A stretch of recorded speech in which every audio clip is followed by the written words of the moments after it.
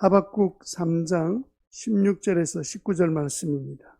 같이 읽습니다. 무화과 나무에 과실이 없고 포도나무에 열매가 없을지라도 올리브 나무에서 딸 것이 없고 밭에서 거두어들일 것이 없을지라도 우리의 양이 없고 외양간에 소가 없을지라도 나는 주님 안에서 즐거워하련다.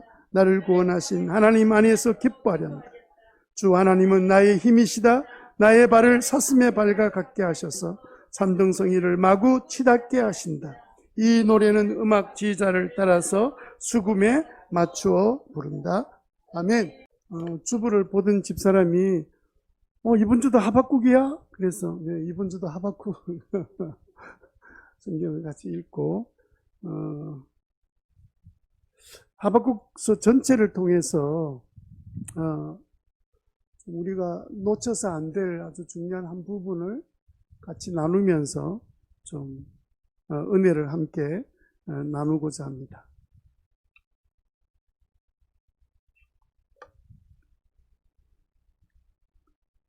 박원순 시장이 자살했습니다. 이설을 성추행한 사건 때문인데 모든 사람이 깜짝 놀랐습니다. 그 중에 특별히 박 시장의 두 얼굴 때문에 놀랐습니다. 그는 인권 변호사고요. 1993년도 서울대 우조교 담당 교수의 성희롱 사건 때문에 변호를 맡았는데 그 변호를 통해서 성추행이 법적으로 죄가 된다는 사실을 처음으로 밝혔던 변호사가 바로 박원순 변호사였습니다. 그 일 때문에 올해의 여성운동상이라는 상을 받고요. 서울시장이 됩니다. 2018년도에 세 번째 서울시장에 출마할 때 그분이 외쳤던 그 구호 중에 한 가지는 뭐였냐면 성추행의 결과는 피해자에게 너무 큰 상처와 아픔이 되기 때문에 예방하는 것이 최선이다라는 말로 성피해자를 돕기 위한 여성 피해자 중심의 그런 발언을 통해서 세 번째 서울시장으로 당선이 되었습니다. 그러던 그가 성추행범으로 고소를 받자 그 다음날 스스로 자기의 생명을 끊었습니다. 비련의 주인공이 되고 만 겁니다. 박 시장만 그렇게 했습니까? 우리는 모두 두 얼굴을 가지고 사는 것 아닙니까? 누구나 빛과 어둠의 그 얼굴을 가지고 자기 이상과 자기 현실의 그 간격 속에, 차이 속에서 그렇게 살아가는 것이 우리의 모습인데, 박 시장은 그 자기의 말 이상과 자기의 현실, 자기의 욕망, 이 부분의 간격이 너무 크고, 그래서 스스로 감당이 안 되니까 스스로 생을 마감하게 된 것 같습니다. 대부분 사람들은 이상과 현실의 그 큰 두 절벽 사이에 끼어서 살아가고 있습니다. 답답한 현실이지만 그게 사실입니다. 신자들은 어떻습니까? 갑갑하기는 신자들도 마찬가지 같습니다. 우리들도 두 벽 사이에 끼어 있는 것 같아요. 어떤 벽입니까? 하늘의 복이란 벽과 그리고 이 땅의 현실이라는 그 벽에 이 사이에 끼어서 살아가는 것 같습니다. 우리가 예수님 믿을 때 하나님의 자녀되는 축복을 받았고 하늘의 복을 다 약속받았습니다. 쉽게 말하면 하나님 아버지께서 자녀에게 주시는 그 유산을 이미 우리에게 주셨어요. 그런 복을 받아서 살아가고 있는 삶이 바로 우리입니다. 그런데 우리 현실은 어떻습니까? 우리는 이 땅에 살면서 하나도 없는 것 같습니다. 마치 하나님의 자녀이긴 분명한데 추미애 장관의 아들보다 힘이 없는 것 같아요. 얼마든지 늦게 기대해도 아무 문제가 없고, 예? 우리는 조금만 늦으면 난리가 나고 감옥에 들어가고 난리가 나죠. 믿음으로는 왕같은 제사장이지만 죄를 봐도 현실 속으로는 그냥 작은 상가교회 목사에 불과합니다. 누가 죄 하나 갑자기 사라진다고 온 세상이 난리를 내면서 찾아다닐 만한 그런 대상이 아닌 평범한 소시민입니다. 믿음으로 말하면 빌립보서 4장 19절 말씀처럼 하나님의 풍성함과 예수님의 영광으로 말미암아 모든 필요를 채워주시겠다는 약속을 받은 우리들이지만 현실을 보면 너무 가난하고 너무 무능하게 보이는 거예요. 친한 친구 밥 한 끼도 제대로 된 것 사줄 수 없는 사람입니다. 믿음과 현실 사이에 이 격차가 너무 큰 거예요. 친구가 좋은 일이 생겼다면 이렇게 자랑하길래 듣는 내가 너무 기뻐서 자, 오늘은 꿈녀 가서 내가 커피 한 잔 살게. 네. 그러니까 친구 하는 말이 아니 커피 말고 밥 사라. 그러면 이제 망설여지는 거죠. 믿음으로는 자동차라도 사주고 싶은데 현실은 다 계산하고 살아야 되지 않습니까? 그래서 이렇게 대답했습니다. 밥 살 만큼 기쁘진 않다. 이렇게 위기는 넘겼습니다. 그게 저의 현실이고요. 마음은 하늘처럼 막 날아다니고 싶은데 현실은 땅에서 빡빡 기면서 사는 것이 제 삶이기도 합니다. 여러분은 어떻습니까? 여러분이 가지고 있는 믿음에 대한 하늘의 복에 대한 그 믿음과 그리고 현실의 삶의 사이에 이 큰 간격 속에서 어떻게 해결해 가고 계십니까? 어떻게 이 끼어 살아있는 이 삶 가운데 삶을 유지하고 있습니까? 우리의 이 간격을 좁히지 못해서 천국 갈 때까지 다 포기하고 뭐 어쩔 수 없는 거야 이러면서 그렇게 살다가 나중에 하나님 부르시면 그냥 하늘나라 가야 되겠습니까? 두 벽 사이에 끼어서 맨날 갑갑하고 한숨이나 쉬면서 뭐 다들 그렇게 살더만 뭐 이러면서 그냥 믿음에 대한 이야기를 아무리 들어도 들을 때는 좀 마음이 좀 움직이는 듯 하다가 돌아서기만 하면 그냥 세상 사는 것 전혀 다를 바 없는 그런 삶을 우리가 지금 살고 있으면서 또 이상적인 이야기 할 때는 참 믿음이 있는 이야기를 그렇게 하며 살아가는 우리들은 혹시 아닙니까? 왜 하나님이 하늘의 복을 약속해 주시고 그 주신 그 약속이 자동적으로 우리에게 왜 동기화되지는 않을까요? 여러분 동기화란 말을 아십니까? 동기화란 말은 두 개의 제품을 적절한 방법을 통해서 결합하고 제어해서 위상을 똑같이 만들어가는 것을 보통 동기화라 그럽니다. 예를 든다면 얼마 전에 저희 아내 핸드폰이 사망하셨습니다. 뭐 축 사망하고 장례식을 해야 되는데 아직 못했어. 이 사망하고 난 다음에 그리고 이제 새 폰을 어쨌든 뭐 좀 가장 좀 저렴하고 이런 써야 될 만한 핸드폰을 한 대를 이제 구입을 했습니다. 근데 아내의 고민은 뭐냐면 이제까지 쓰던 핸드폰에 들었던 그 손주 사진, 그 다음에 전화번호, 이런 정보들, 적었던 글들, 이거 그대로 이거 다 버려지는 거 아닌가. 그래서 이거 어떻게 하면 이거 그대로 옮길 수 있는지 막 고민을 그렇게 하더라고요. 그래서 어떻게 하면 좋겠노? 이랬더니 집사람 말이, 윤가이버 목사님께 가야 된다. 그래서 윤 목사님 찾아가지고 이제 이 문제를 어떻게 하면 좋겠습니까? 그랬더니, 이 헌 폰을 이렇게 막 두들겨서 부활시켜서 잠시 살려가지고 있는 모든 정보를 새 폰에다가 이렇게 동기화시키는 일을 해서 정보가 이렇게 다 옮겨지게 되었습니다. 요즘은 선도 연결하지 않고 앱을 통해서 그냥 자동으로 이렇게 저장이 되는 거죠. 혹시 여러분들이 대리점 가가지고 새 폰 사면서 이거 좀 동기화시켜 주세요 이러면 이거 아주 유식한 할아버지 할머니 본 것처럼 그렇게 잘 쓰지 않는 말이지만 동기화란 말을 주로 그럴 때 사용하고 있습니다. 성경에서 동기화와 관련된 단어를 쓴다면 이런 겁니다. 전이 된다. 하나님의 능력을 덧입는다. 예? 의의 옷을 입었다. 그건 우리 옷이 아닌데 주님의 의의 옷을 입혀서 우리가 어렵게 되는 거죠. 주님이 얼음이 우리 얼음이 되고 성령의 능력을 덧입어서 성령의 능력이 나의 능력이 되는 것을 가르쳐서 동기화되었다 이렇게 말할 수 있습니다. 자, 우리가 믿음으로만 기뻐하고 현실에서는 갑갑하게 사는 것이 맞습니까? 하박국은 도대체 이 문제를 어떻게 해결했을까요? 그는 하늘의 복을 믿음으로 받아들였습니다. 그리고 기뻐하고 즐거워했습니다. 우리가 하박국을 그동안 너무 많이 읽어서 이제는 뭐 하박국이 뭘 즐거워하고 기뻐했는지 우리가 다 기억하고 있을 겁니다. 예? 그런데 여러분, 현실은 어땠어요? 여전히 현실은 무화과 나무 열매가 없고 감람나무 열매 맺히는 게 없고, 우리에는 양이 없고 외양간에는 소가 없는, 아무것도 없는 현실이 그 현실이었어요. 믿음으로는 기뻐하고 막 그냥 즐거운데 현실은 갑갑한 거죠. 그러다가 그는 주님 부르실 때 이 땅을 떠나고 말았을까요? 그 생애는 어떻게 살았을까요?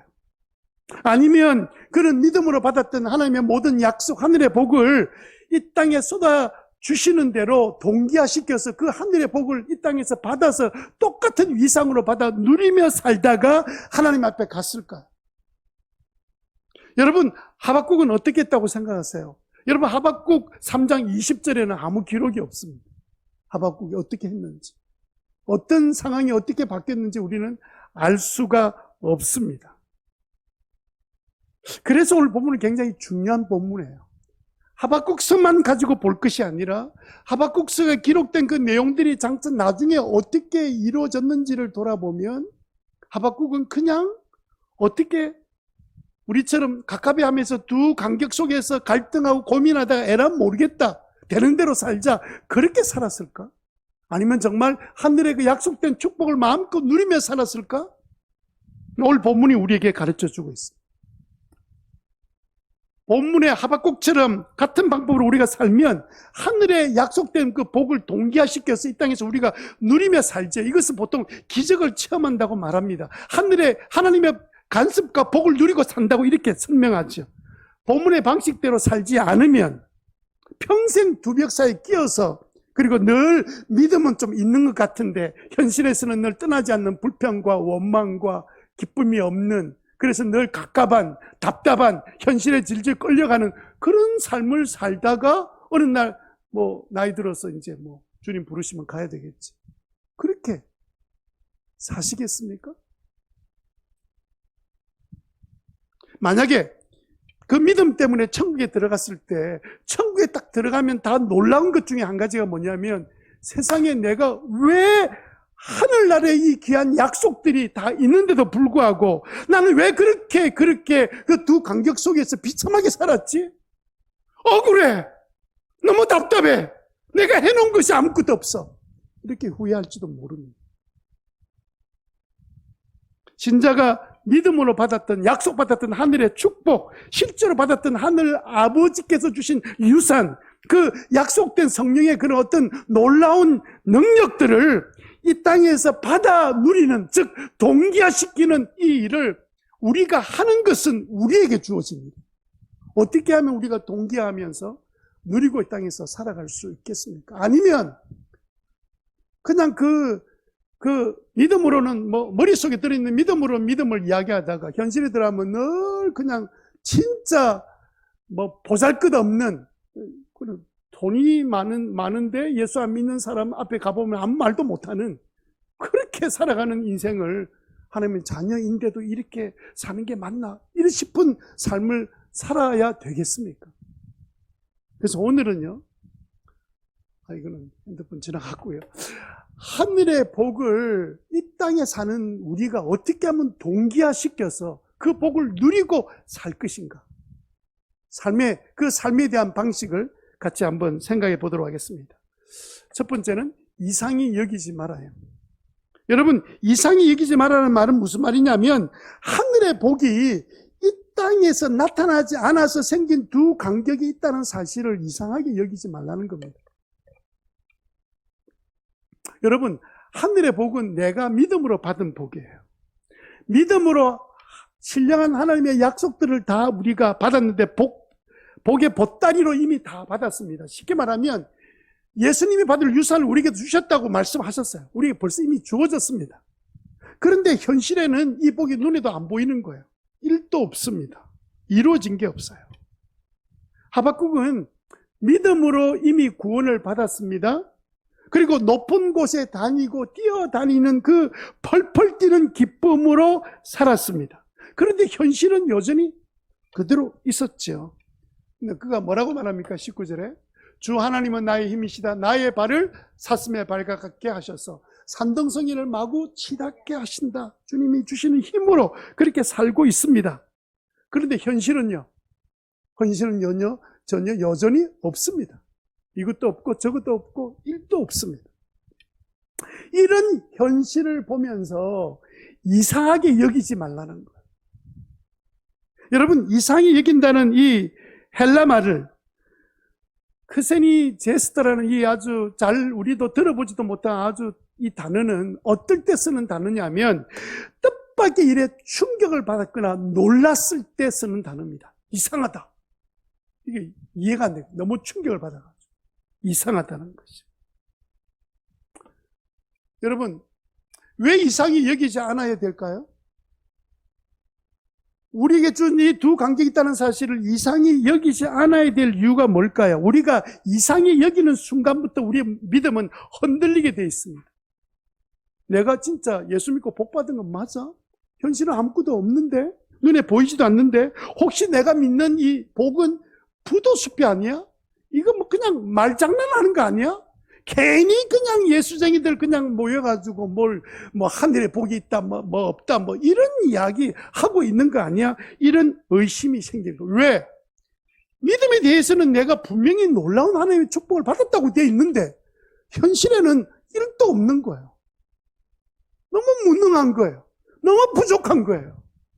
그것 때문에 생기는 이 간격 때문에 고민하는 사람이 조금만 믿음으로 살려고 생각하면 이것 때문에 고민하게 되어 있습니다. 안 하고 사는 사람은 정말 놀라운 사람이에요. 정말 벌써 이미 도 같은 사람입니다. 사단은 이상히 여기는 바로 그 시점에 딱 문 앞에서 엎드려 있다가 이상히 여길 때마다 우리를 걸고 넘어지게 만듭니다. 이상하지? 그래, 이상한 게 맞아. 말도 안 되잖아. 어떻게 하나님 살아계시면 그럴 수 있어? 어떻게 네가 믿는 하나님, 네 아버지면 네가 그런 꼴로 있는데 가만히 있어? 말도 안 되는 이야기지. 이러면서 우리의 믿음도 동시에 같이 깨어져 버리고 맙니다. 그럼 우리가 어떻게 해야 됩니까? 일단은 믿음이란 것과 내 삶의 현실에 차이가 있다는 사실을 이상히 여기지 말고 인정하라는 거예요. 아, 나는 진짜 이 간격 속에, 갈등 속에 내가 지금까지 살아오면서 헤매고 있었구나. 여러분, 어떻게 보면요, 이 갈등은 주님이 오시는 그날까지 이 땅에 살고 있는 우리들의 아픔이 될 수도 있습니다. 해결되지 않으면 계속 이 갈등 속에 살면서 정말 나약한 신앙인으로 살아갈 수밖에 없습니다.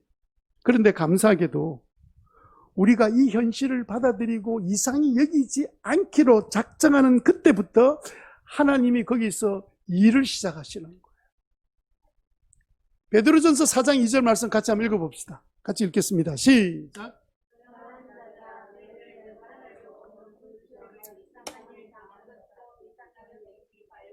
예, 예수 믿는데 막 불같은 시험이 찾아오고 어림에 막 찾아오니까 이상한 일을 당한 것처럼 너 이상히 여기지 마. 아, 내가 어떻게 예수 믿는데 이런 어림에 자꾸 내게 찾아오지? 이상한 일 당하는 것처럼 이상히 여기지 마. 당연한 거잖아. 예수 믿는데 이 땅에서 예수 믿지 않는 사람들이 이 공중권세 잡은 세력들이 이렇게 자기의 법대로 자기의 생각대로 끌어가는 세상에서 의인이 고난당하는 것은 당연하지 않냐? 그리고 주님께서 말씀하신 대로 그거 이상하게 여기지 말아라. 너무 당연한 일 아니냐? 그런데 우리는 가끔 신앙생활을 하면서도 현실에서 나타나는 간격을 이해를 못해서 계속 이해를 못해서 불평하고 원망하고 판단하는 일들이 우리가 얼마나 많은지 모릅니다. 최근에 저희 교회 근처에 있는 우리 교단의 한 노예에서 임시노예를 열었습니다. 임시노예 모인데 그 안건이 뭐냐면 지난 봄노예 때 총에 올라가는 총대를 뽑는 투표를 하는데 한 그룹들이 그 사람들이 다 누가 누군지 잘 몰라요. 근데 명단을 적어서 이 사람들 뽑아서 보내자 하고는 종이를 쪽지를 돌린 게 그게 이제 드러나가지고 이거 잘못됐다, 이거 뭐가 잘못됐냐, 이게 시작되어서 조금 더 다른 주제까지 이제 문제로 이렇게 해서 임시노위가 모여가지고 이 가지고 막 이러는데 치열한 공방이 계속 일어났습니다. 이게 뭐 큰 문제냐? 그거 사과해라. 그거 어떻게 사과할 일이냐? 이러면서 계속 공방하는데 이게 1시간, 2시간, 3시간 이렇게 지나가니까 한 장로님이 나와가지고 이제 발언을 한 겁니다. 교회에서 목사님들 설교하실 때 사랑해라, 양보하라 그렇게 말씀하시면서 어떻게 이렇게 서로 1도 양보하지 않고 이럴 수 있습니까? 하고 말을 꺼내더니 긴 설교를 거기서 한 거예요. 목사들 고개 다 숙이고 그래가지고 다 이제 이렇게 이상한 분위기가, 싸늘한 분위기가 되었습니다. 어떤 되게 맞는 것처럼 들리는데 그래 참다 못했던 전직 노회장 한 분이 이분이 앞에 나가서 발언을 했습니다. 조금 전에 발언하신 장로님 말씀은 맞습니다만은 그렇게 말씀하면 안 됩니다. 우리가 어떤 안건을 해결하려고 모였는데 의견이 다 다르고 생각이 달라서 서로 이야기를 하다 보면 다투기도 하다가 어떤 결론이 이르는데 그러면 다 양보해라, 다 양보해라. 그럼 무슨 안건을 해가지고 의논합니까? 아무것도 하지 말지. 그걸 어떻게 그렇게 이야기합니까? 말이 틀린 건 아니지만 그는 잠깐 이야기하고 지나갈 될 이야기를 길게 이야기하고 이래서 아무도 말 못하게 하면 그럼 뭐 할 겁니까 앞으로? 그게 핵심을 잘 이야기한 거예요. 아니 우리가 인생 살면서 믿음이란 것과 삶의 실제 현실에 간격이 없습니까? 여러분들은 믿음 생활하면서 믿음 생활대로 100% 삽니까? 여러분의 현실은 없습니까? 힘들고 어렵고 약한 현실이 없냐고요. 인정해야죠. 그럼 다른 사람도 인정해야 될 거 아닙니까? 믿음이 정말 약한 사람은 자기가 말은 그렇게 해도 행동은 정말 못하는 그런 사람이 있을 거예요. 그럼 그 판단해야 됩니까? 성경에 판단하지 말라 그랬잖아요. 왜? 간격 속에 살고 있는 인생이니까. 그런데 조금 믿음으로 산다면 그거 모든 것에 대해서 잣대를 걸면서 다 비판합니다. 이래서 안 되고 저래서 안 되고 왜 저는 이해가 안 된다고. 여러분 진짜 이해가 안 됩니다. 그런 이야기 들을 때마다. 믿음과 현실의 간격이 있는 것 그게 인정이 안 되나요? 그래서 오늘 본문이 우리에게 말하자는 건 뭐냐면 그걸 먼저 간격이 있다는 사실을 이상히 여기지 말아라. 그냥 그 인정해라. 봐라 한번. 하늘의 복이 이 땅에 나타나지 않는 것을 믿음과 현실 사이에 일어난 일이다. 이상히 여기잖아요. 그 다음 단계에서 그 하늘의 약속된 복이 동기화되어서 나한테 주어질 거 아니냐. 그 단계도 들어가기 전에 그냥 뭐 이상해? 인정할 수 없어? 뭐 그렇게 해가지고 어떻게 하늘의 복을 동기화시키기 위해서 내가 이 땅에서 누리고 살 수 있겠냐. 그래서 여러분 하늘의 복이 이 땅에 안 나타나는 것을 이상하게 안 여기면 그러면 문제가 잘 해결되느냐. 그렇게 안 여기면 이상히 여기지 않으면서 해야 될 한 가지 숨은 비밀이 있습니다. 그걸 해야 돼요. 그냥 안 하는 것으로 끝나는 게 아니라 해야 될 게 있단 말이에요. 그럼 해야 될 게 뭘까요? 그것이 바로 여겨라는 거예요. 여겨라. 한번 따라합시다. 여겨라. 여러분 진짜 이 단어 굉장히 중요한 단어입니다. 우리가 이 땅에 살아갈 때 아주 중요한 단어 중에 믿음 가까이 중요한 단어예요. 여겨라는 뜻이. 어떻게 여기라고요? 철저히 여기라. 철저히. 이 말은 무슨 말이냐면 하늘의 복을 이 땅에 나타내려면 하늘의 복을 동기화시키려면 내 인생에 동기화시키는 삶을 사려면 이미 하늘의 복을 약속해 주실 때 이미 주신 약속의 말씀을 그대로 믿고 그걸 그대로 생각하고 그대로 행동해라. 그대로 여기라는 뜻입니다. 그 말씀을 그대로 내게 이루어진다는 사실로 여기라는 겁니다. 시간차가 있을 뿐이에요. 시간차가. 그럼 그대로 이루어진다. 분명히 주님 말씀하셨기 때문에. 그래 여러분 그렇게 믿고 생각하고 말씀대로 행동하는 것이 여긴다는 뜻입니다. 하나님께서 약속하신 것을 그대로 이루어질 것을 하는 그대로 믿고 받아들인 게 여기는 거예요. 여러분 하박국 2장 14절에 보면 바다의 물이 가득하 주의 영광을 아는 지식이 온 땅에 가득할 것이다. 근데 그 당시에 현실은 뭡니까? 현실은요 왕부터 시작해서 불의를 행하면서 우상 숭배하고 하나님 무시하고 엉망진창인 현실이었습니다. 그런데 그 현실에 하나님 주셨던 말씀이 뭡니까? 바다에 물이 가득하. 여러분 바다 간데 가물 때 바다에 가보면 물이 있습니까? 없습니까? 가물어도 바다에는 물이 가득 차 있잖아요. 예? 주의 영광을 아는 지식이 온 땅에 가득하게 될 것이다. 주님 말씀해 주신 것을, 이 말씀을 하박국 선지자는 그대로 하나님 말씀을 그대로 믿고 받아들이고 그걸 그대로 이루어질 것을 여기면서 살았습니다. 아멘하고 그것을 전하면서 장차 이렇게 될 거다. 주님께서 이렇게 말씀해 주셨다. 우리는 이렇게 될 것을 여기고 살아야 된다. 그 이야기를 합니다. 여겼다는 말은 내가 믿은 대로 이루어진 것처럼 행동한다는 뜻입니다. 여러분 자녀들도 부모가 내일 그 아이들 좋아하는 요즘 타고 다니는 그 뭐죠? 싱싱카보다 요즘 발전된 게 있더라고 보니까. 아니 그 이제 애한테 사준다고 약속을 했으면 이 아이는 학교 가가지고 이제 내일 우리 아버지 사준다 했는데 타보고 싶은 친구 이러면 내가 네 1번 니는 안 돼. 이러면서 지가 마치 당장 갖고 있는 것처럼 다 이야기하고 다 하잖아요. 여기잖아. 다 아버지를 조금 더 의심하지 않고, 아버지가 늘 부도수표 낸 사람 말고 진짜 약속한 대로 이루는 그 아버지의 약속을 믿는 자녀는 그렇게 하잖아요. 자기도 기뻐하잖아요. 내일만 되면 아빠가 날 데리고 와서 사준다 그랬으니까 얼마나 기쁩니까? 기쁘다는 게 뭡니까? 약속을 그대로 이루어질 걸 내가 여기기 때문에 그런 거예요. 내일 나는 새로운 내 맞는 차가 생기는 거야 라고 여기니까 그게 맞는 행동을 하는 거예요. 근데 아버지한테 아이고 사줘봐야 알지, 내일 내 눈에 들어올 때까지 나는 절대로 그렇게 여길 수 없어, 눈 바랍뜨고 막 이렇게 이야기하면 그 아버지 기분 되게 좋으시겠죠. 사람도 그런데 하나님이 우리한테 그렇게 말씀해 주시는데, 그러면 우리가 그 말씀을 그대로 받아들이고 믿고 그리고 행동하는 여기는 이 행동하는 것은 너무 당연한 거지. 그래서 C.S. 루이스는 뭐라 그랬냐면, 이거는 마치 연기하는 것처럼 그냥 위장합니다. 위장. 나는 지금 안 받았지만 곧 나한테 오는 게 분명하니까 받은 것처럼 위장해서 행동해라. 이게 잘못된 개념으로 이야기하는 거 아닙니다. 억지로 마음이 없는 거 하나는 그 뜻이 아니라 그 믿음으로 그렇게 여기는 것이 진짜 여기는 거다. 하나님에 대한 신뢰를 보여주는 거다.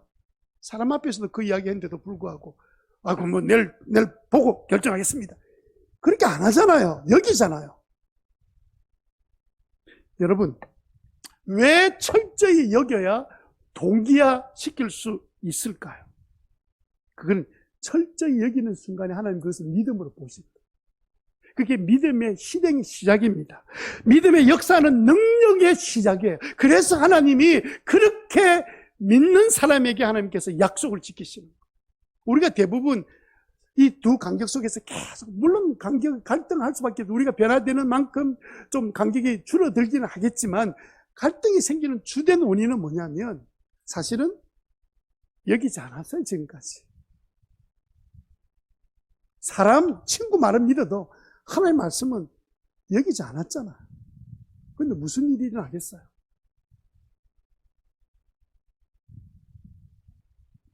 자, 우리가 예를 한번 들어봅시다. 이번에 11장 11절 말씀인데요, 같이 한번 읽어봅시다. 시작. 믿음으로 사라는 나이가 지나서 수태할 수 없는 임신한 능력을 얻었습니다. 그가 약속하신 분을 신실한 분으로 생각해. 이 구절 보면요, 왜냐하면 임신한 능력을 얻은 이유가 뭐냐면, 왜냐하면 그가 약속하신 분을 신실한 분으로 생각이 아닌, 그 단어가 여겼기 때문에. 여겼다는 말에는 믿고 생각하고 행동하는 걸 포함하는 거예요. 그렇게 여겼기 때문에 지금 애가 이제는 생길 수 없는 몸이 됐어요. 이제 나이가 들어서. 그래서 이제는 더 이상 애 놓을 수 없는 상황인데, 어느 날 주님이 너의 몸에서 아기가 날 거다. 그 이야기를 들을 때 하나님 말씀이니까, 제가 믿겠습니다라고 믿는 순간부터 갑자기 몸속에 임신할 능력이 생기기 시작한 거예요. 여기는 순간부터. 예수님도 이런 말씀하셨어요. 그러므로 나는 너에게 말한다. 너희가 기도하면서 구하는 것을 무엇이든지 이미 그것을 받은 줄로 여기고 믿어라. 그리하면 너희가 그대로 이루어질 거다. 하나님한테는 시간 차이가 없어요. 그냥 이루어지는 거 그냥. 그래 다른 본문에 보면 구했냐? 그냥 감사해라 미리. 받았다 그거. 이미 하나님 주기로 작정하셨기 때문에 그건 너 받은 거다. 감사해라.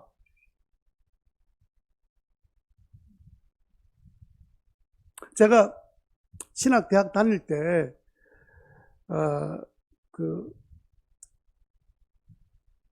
이제, 지금은 뭐 고신 어려운 건물들이 많이 있었지만, 옛날에는 건물이 하나밖에 없고, 병원 건물 하나밖에 없고, 나머지는 다 교실들이었는데, 제일 큰 문제가 뭐냐면, 신학생들이 다 모이면, 신학학생들이 다 모이면 숫자가 많아서 예배드릴 공간이 없어가지고, 원래는 다른 과 학생도 예배 드려야 되니까. 그래서 성도 제일교회 본당에서 예배를 드렸어요. 근데 이제 하루는 이제 교수님 그 설교 끝나고 난 다음에 그리고 다 빠져나갈 때 저는 혼자서 그 강단에 올라가고 싶어서 혼자 강단에 올라갔어요. 옛날에 강단이 좀 높았습니다. 좀 독특하게 생겼어요. 강단에 올라가서 제 마음속에 퍼뜩 드는 생각은 뭐였냐면 나도 이 강단에 서서 이렇게 신학생들에 서서 내가 하나님의 말씀을 전한 날이 왔으면 좋겠다. 내가 이 강단에 서서 그들에게 말씀을 전하고 싶다. 이런 그 간절한 마음이 제 마음속에 생기고 전혀 의심이 생기지 않고 그 마음이 생긴 거예요. 그 생각이 잘 잊어지지 않았습니다. 그러면 제가 신학생 앞에서 서서 설교를 하려면 제가 뭐가 돼야 됩니까? 신학교 교수가 돼야 되잖아. 그럼 앞으로 20년, 30년 지나야 공부를 또 해야 뭐 될 그런 상황인데도 불구하고 저는 그 일에 대해서 전혀 뭐 다른 의심을 하지 않았습니다. 딱 5년쯤 지났을 때 성도 제1교회에 있는 담임 목사님이 저를 청빙하셨어요. 대학생들이 제가 그때 전도사 때인데 그 전도사님 뭐 이렇게 대학부 와서 지도했으면 좋겠다 그렇게 해서 저희 교회 와서 사역을 해달라 해서 이제 성도 제1교회 갑니다. 그래서 그 강단에 서서 설교를 했습니다. 근데 대상은 누구예요? 교인들이죠. 신학생이 아니죠. 그리고 난 다음에 저를 초청했던 그 목사님이 한 2년 반인가 지난 다음에 서울로 이제 교회를 이동하셨어요. 그리고 교회가 이제 담임 목사가 비게 되었는데 교육자들이 많이 있었습니다. 그런데 전부 다 주일날 오전 1부, 2부 뭐 이런 설교하고 주일 오후 설교하려고 그러지 수요일날 설교를 안 하려고 하는 거예요. 왜냐하면 신학교에 있는 신학생들하고 신학대학원생들이 그게 저녁에 수요일 되면 기숙사 생활하는 사람이 다 오니까 되게 불편한 거예요. 그래서 그때는 성도제일교회는 수요일 되면 교인들을 꽉 찼습니다. 그 본당이 작은 본당이 아닌데 신학생들이 다 오니까. 그러니까 누가 했겠습니까? 제가 했죠, 제가 그 설교를 하면서 놀라운 건 뭐냐면 딱 5년 만에 그 일이 그대로 눈에 이루어진 거예요. 제가 그 당시에는 설교 진짜 잘했습니다. 가끔 이제 그때 신학 공부 그 기숙사에 있던 분들이 가끔 지나가다 보면 만나면 그때 성도 제일교회 때 그때 말씀 전하신 분이죠. 그래서 제가 깜짝 놀랍니다. 그래서 어떻게 저를 기억합니까? 그때 은혜를 많이 받았어요. 참 놀랍죠. 포기하지 않고 주님이 우리에게 주시는 생각, 주시는 마음, 주시는 믿음 가지고 그대로 그 생각을 품고 기다리고 있으면 그 일이 우리의 현실 가운데 나타나 동기화시키는 일을 하나님이 하십니다. 누가 그 생각했습니까? 신학생 앞에서 뭐 신학 교수가 되기 전에 어떻게 신학생 앞에서 매주마다 한 번씩 설교를 해요. 그런데 저도 생각하지 못했던 방법으로 하나님께서 그 일을 이루신 거예요. 저이기 때문에는 아닙니다. 저는 뭐 특별하지는 않아요. 그래서 여러분 우리가 이미 하늘의 복을 우리가 말씀으로 받았다면 믿고 생각하고 그 방향으로 내가 나아가기만 하면 행동하기만 하면 그 일이 내게 어느 날 동기가 돼서 내게 나타나는데 대부분 이 두 가지 간격 속에서 그냥 주저앉아 버리는 거예요. 믿어도 아무 소용이 없더라. 뭐 해보니까 아무것도 아니대. 이런 생각에 그 이상히 여기는 그 일로 시작해서 그냥 주저앉는 사람들이 보통 일반적으로 한두 사람이 아니에요. 자, 그러면 우리가 동기화하기 위해서는 그냥 주님 주셨던 그 약속의 말씀은 그대로 내가 믿고 생각하고 행동하는 것인데, 그러면 여기기만 하면 그럼 복의 동기화는 저절로 일어나는가? 아닙니다. 한 가지 우리에게 부탁하신 말씀이 있습니다. 그것은 행하라는 건데, 어떻게 행해야 되냐면요, 될 때까지 행해야 됩니다. 될 때까지. 참 이상한 일인데요, 동기화가 될 때까지 행하란 말이에요. 왜냐하면 그 시간이 얼마 걸리는지 우리는 알지 못해요. 그래서 우리는 그 말씀해 주신 그것을 믿고 이루어질 때까지 계속해서 행해 나가는 동안에 분명하게 그 일을 행하신다는 거죠. 여러분, 하박국 3장 2절 말씀해 보면, 여호와여 내가 주께 대한 소문을 듣고 놀랐나이다. 여호와여 주는 주의 일을 이 수년 내에 부응하게 하옵소서. 이 수년 내에 내시옵소서. 여러분, 그때 당시가 3장 2절 기록할 당시가 엉망진창이, 종교적으로 신앙적으로 엉망진창이었습니다. 신앙생활 제대로 안 했어요. 그런 상황인데도 불구하고 그는 무슨 기도를 하고 있습니까? 주님의 말씀을 듣고 난 다음부터 여호와여 주의 주님이 이전에 하셨던 그 일을 이 땅에서도 수년 내에 이루어 주셔서 이 땅의 사람들의 마음을 한번 뒤집어 주십시오. 나타내 보여주십시오. 요즘 말하면 주님이 약속하신 그 일을 이 땅에서 동기화시켜 주십시오. 그렇게 기도했던 것이 바로 하박국 선지자의 기도입니다. 왜 우리가 동기화가 될 때까지 행해야 될까요? 하나님은 하나님에 대한 말씀에 대한 믿음을 가지고 끝까지 행함을 통해서 복의 동기화를 이루시기 때문에 그래요.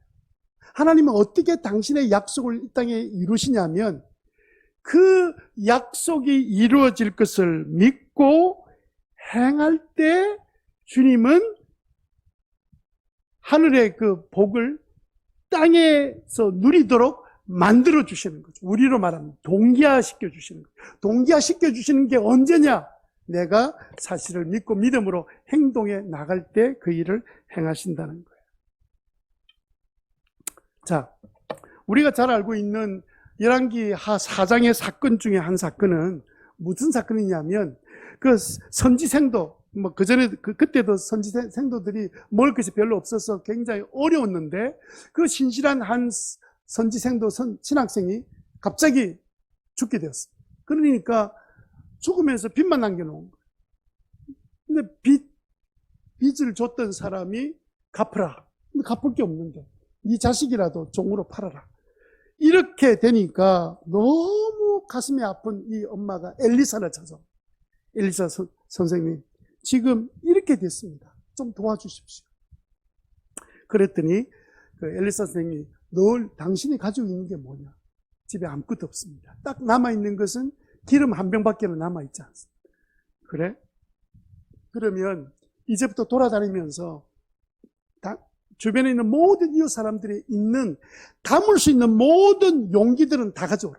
이런 것부터 시작해가지고, 제일 큰 거는 뭐라 그럽니까?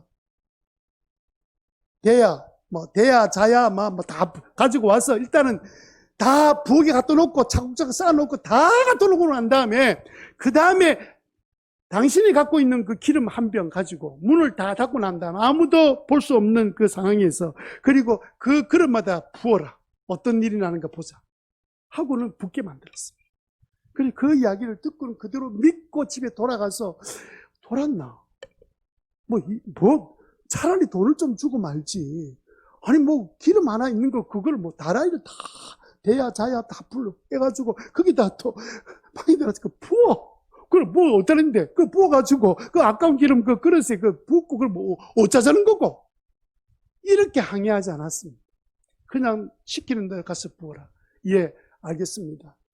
이게 하나님께서 너에게 주시는 복의 방법일 거다 하고는 그 말씀 그대로 믿고는 그 일이 어떻게 될까를 생각하고는 본 적이 없으니까 어떻게 될까 궁금하기도 하고 생각하면서 달려가서 한 일은 아들하고 다 동원해서 그걸 다 빌려온 거예요. 갖다 놓고 집안에다 온 집안에 부엌까지 다 늘어놓고는, 그리고 그때부터는 시키는 대로 그 다음 행동하기 시작했습니다. 언제까지 한 줄 아세요? 모든 그릇에 기름이 찰 때까지. 그거 팔았더니 빚 다 갚고 생활할 수 있는 자금이 되었어요. 그렇게 하라는 거예요. 여러분, 어떨 때는요, 세상에 안 믿는 사람이 더 잘할 때가 있습니다. 여러분, 이 사람은 아는지 모르겠는데, 두 끼 떡볶이, 레스토랑도 아니고 뭐라 그래야 되죠? 무한리필집 아십니까?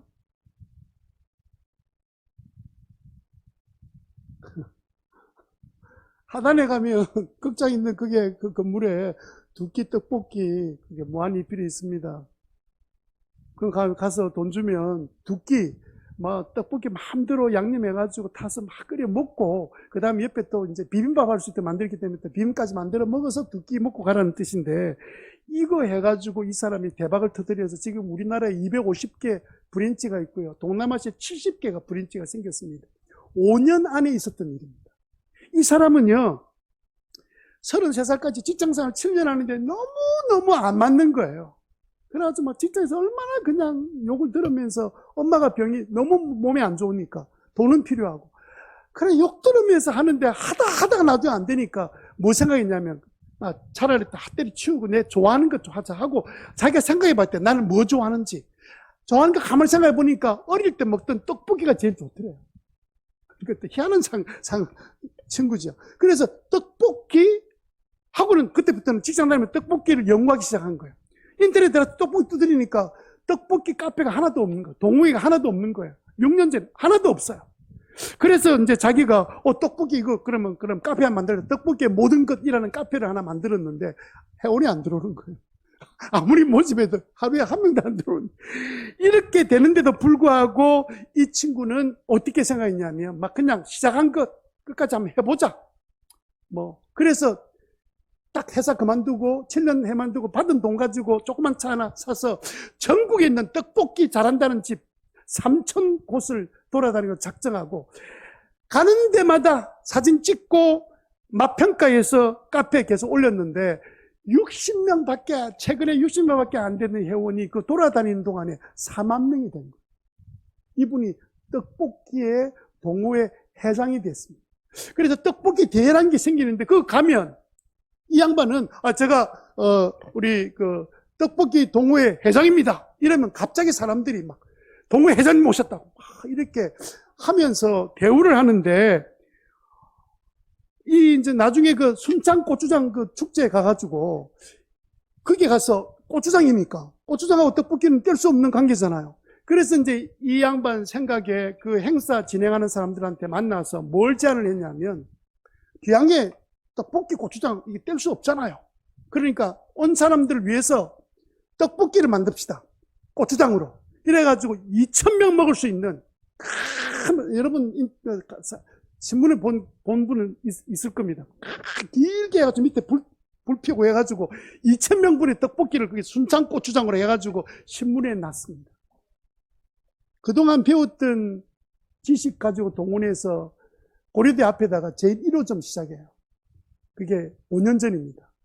그런데 그게 5년 사이에 250개가 되고 동남아까지 70개 되는 일이 돼요. 이 양반이 이제 세바시 그게 나와서 강연한 걸 제가 들었는데 자기가 이렇게 한 일은 성공이라 하지 않고 성장이다. 내가 성장했다. 성장의 비결은 뭐냐? 내가 생각했던 것 그대로 끝까지 행한 것밖에 없다. 사람들은 행하지 않더라는 거야, 사람들은. 하다가 이거 안 되는 일이라고 하는데 자기는 막 그냥 끝까지 했다. 그래서 만약에 뭔가 이루고 싶으면 시작한 일, 자기 좋아하는 일을 끝까지 하는, 싫은 일을 하라는 게 아니고 자기 좋아하는 일을 끝까지 하라는 거야. 그게 성장의 비결이다라는 이야기였어요. 이거 안 믿는 사람입니다. 세상 안 믿는 사람도 그렇게 하는데 왜 그럼 우리는 못해요? 우리는 행하는 것이 이상한 알레르기 반응이 있어요. 그냥 머리로는 입으로는 모든 거 다 합니다. 하루에도 막 집을 10채도 지었다 허물었다 다 하는데 행동은 1도 못하는 거예요. 여러분 이 이야기는 우리들에게 시사하는 부분이 참 많습니다. 여러분 이 양반이 큰 일을 꿈꾸고 한 일이 아니에요. 단순히 자기는 먹고 살기 위해서 하는데 자기 좋아하는 게 떡볶이밖에 없더라 해서 그 일을 계속 하다가 그 일이 이제 이렇게 시대에 딱 맞게끔 터져 나간 거죠. 자, 한 사람 인물을 좀 소개하고 말씀을 마치려고 생각합니다.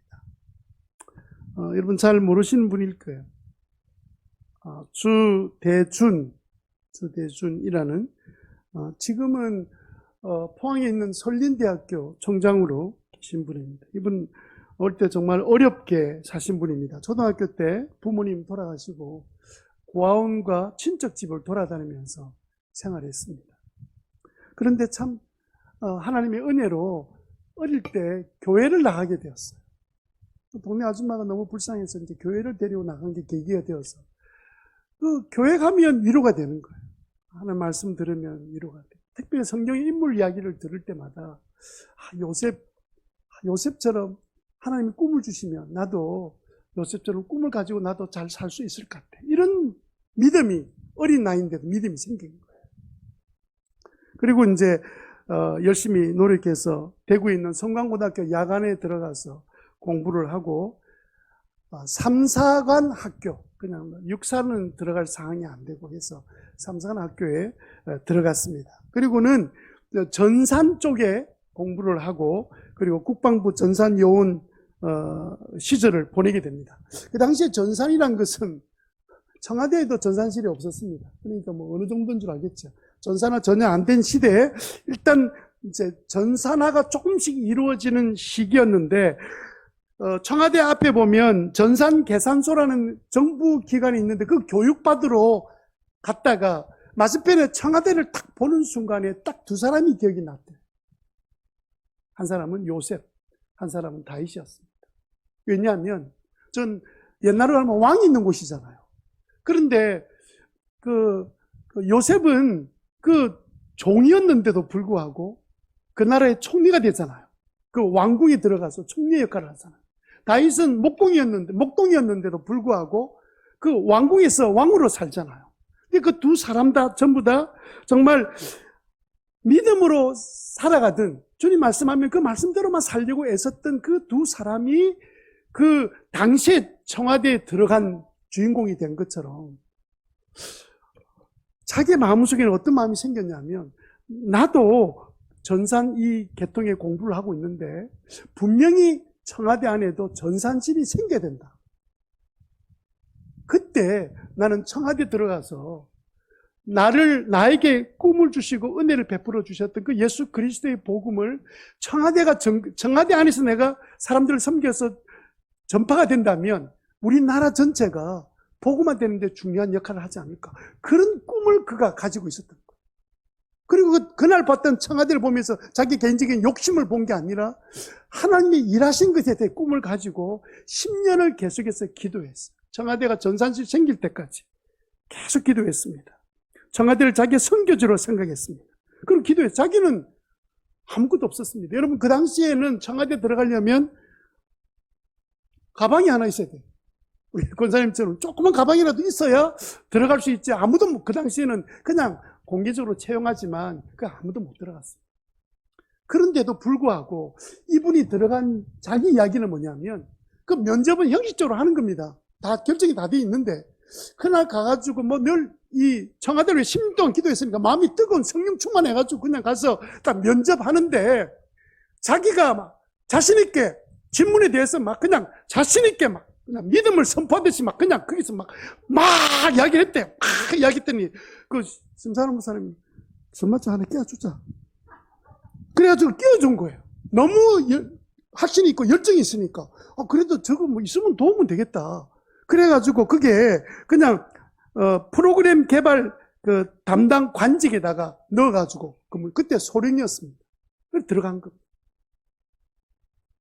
아무도 들어갈 수도 없는 자리인데 자기는 그게 뭐 기도하고 물론 요셉도 들어갈 수 없는 바로궁에 들어갔잖아요. 다윗은 목동에 어디에 들어갑니까? 그래서 그가 들어가서 3년 후에 기도하다가 청와대 신우회를 이 사람이 처음으로 만들어서 50명의 크리스찬 모아가지고 청와대 밖에 교회당이나 식당에서 이 일을 계속 했는데 이분이 그 일을 자기 사명처럼, 왜냐하면 자기 꿈이 그거였잖아요. 청와대가 복음화되면 이 나라가 복음화될 거다. 이런 생각 가지고 제일 많이 모였을 때가 몇 명 모였냐면 500명이 모였다. 그때는 청와대에서 모였대. 너무 많으니까. 그래서 청와대에서 예수밖에 모른다, 말만 꺼내면 예수밖에 모르고 사표 써라, 이런 이야기를 얼마나 많이 들은지 모른대. 청와대 들어온 관리직은요, 대부분 임기를 못 채운답니다. 근데 유일하게 이분은 마지막까지 다 그렇게, 예수님 저 꼴도 보기 싫다, 나가야 돼, 보내야 돼, 잘라야 된다, 이런 말을 제일 많이 들었는데, 마지막까지 딱 자리를 지키고, 그냥 마지막까지 이제 지내는데, 대통령 5명을 같이 모시는 동안에 전산실장, 정보통신처장, 경호차장 보내는 동안에 청와대 업무의 모든 자동화 프로그램 개발하고 정보통신시설 디지털화하고 국정지휘 통신망 첨단화시키고 에이펙 있을 때 대한민국 경호 시스템을 세계적으로 인정을 받아서 세계 최고의 경호 모델로 발전시키는 그 일을 이분이 한 거예요. 이분이 딱 은퇴를 하자마자 카이스트에서 이분을 부총장으로 데려갔어요. 그래서 거기에 가서 정보보호대학원을 개설하고 지금은 포항 설린대학교 총장으로 벌써 나이는 교수 은퇴할 나이는 지났죠. 그렇게 지금 지내고 계십니다. 그분의 이야기는 그렇습니다. 하나님 나라에 대한 하나님께서 나에게 마음속에 툭 던져주시는 그 믿음, 보통 사람들 우리가 그런 말씀 듣고 은혜 받고 그 다음에 그만두잖아요. 그런데 그렇게 딱 주셨을 때 그것을 자기 하나님께서 나에게 부르시는 사명으로 생각하고 그것을 위해서 계속 기도하면서 그 길을 계속 10년 동안 갔는데 하나님께서 결국은 전산실 안에 들어가게 만드시고 경호처장까지 하게 만드시면서 결국은 그게 어쨌든 청와대는 그 정치 세계와 좀 다른 거지만 거기에서 신우회를 계속 유지할 수 있었던 시작했던 그 놀라운 믿음의 삶을 살았던 한 사람. 하나님은 우리에게 그렇게 말씀을 이미 하셨어요.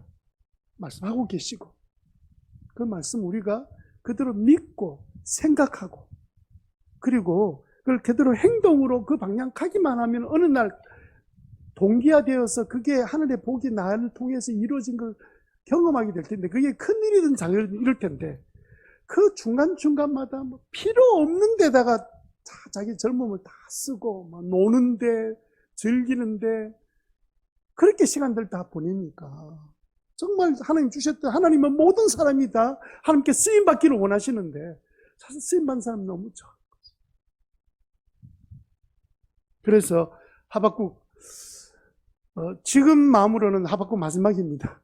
다음 주에는 하박국 안 부를까 모르겠습니다. 한 주간 또 지나는 동안에 다음 주는 안 할 거니까 우리가 기억할 것은 하박국 전체가 우리에게 주시는 이 동기화시키는 하나님의 복주심에 대한 부분을 생각하고 그렇게 꿈을 가지고 나 개인 보잘것없게 느껴지죠. 믿음과 하나님이 말씀하시는 것과 나는 너무도 간격이 크지만 하나님 그 간격 속에 일하십니다. 우리가 조금 전에 불렀던 이 찬양이 바로 그런 찬양입니다. 같이 우리 다 같이 일어나셔서 이 찬양 같이 부르고 마치겠습니다.